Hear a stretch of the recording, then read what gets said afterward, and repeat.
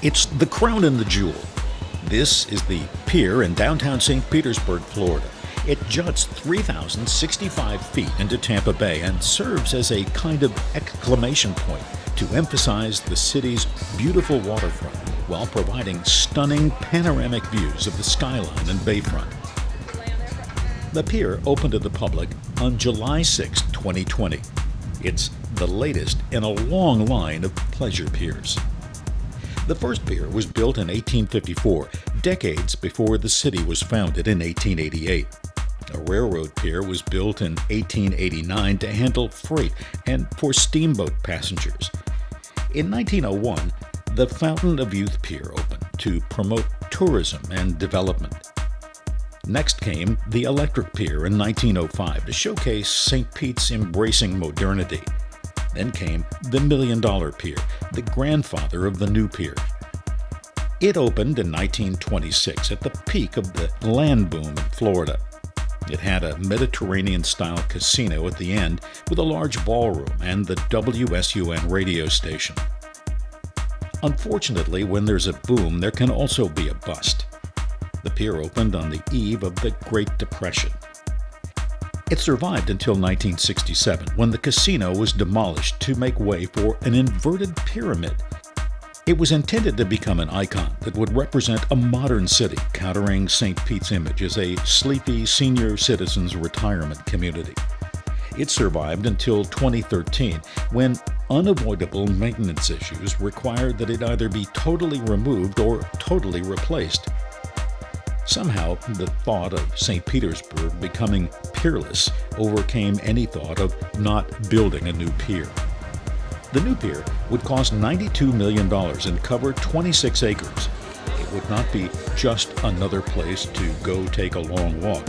It would be a destination. It would have multiple restaurants, from snacks to fine dining. It would be more of a park than a pier. There'd be a place for public art. It would have areas for pop-up markets and special events, an environmental center, nature walks, spa beach, and parking and boat docking, a children's park and fountains.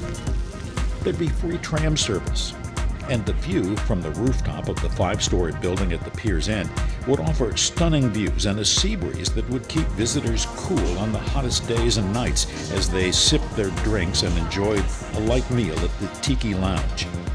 One floor below is a fine dining option at the Teak, and below that is the Driftwood Cafe and a gift shop and a place to buy bait if fishing is your passion. Along the length of the pier, there are other dining options, from Fresco's Waterfront Bistro to the Spa Beach Bistro and Doc Ford's Rum Bar and Grill. The pier also pays homage to a major event in the history of commercial aviation. It's recognized as the place where the world's very first regularly scheduled commercial airline passenger flight took place on January 1, 1914. An impressive monument to that first flight now stands near the exact spot where pilot Tony Jannus and the world's first airline passenger, St. Petersburg Mayor Abram File, took off in a Benoit flying airboat for the 25-minute flight to downtown Tampa on the other side of the bay. The St. Petersburg Tampa Airboat Company only lasted 3 months, but it proved the viability of regularly scheduled commercial air travel. Every year since 1964, the Tony Jannus Distinguished Aviation Society has presented the Tony Jannus Award for Outstanding Achievement in Scheduled Aviation.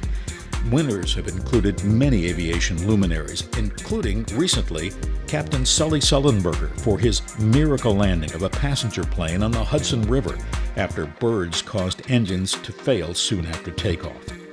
A full-size replica of the Jannus plane, with Jannus at the controls and the mayor at his side, now has pride of place at the center of the Benoit Plaza near the parking area.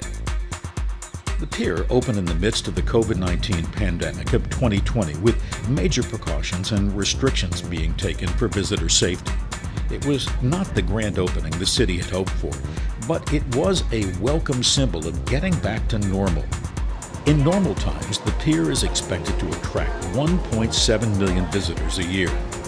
There is no admission charge for visiting the pier. There is a parking fee, but that's it, and and you can always walk on for free.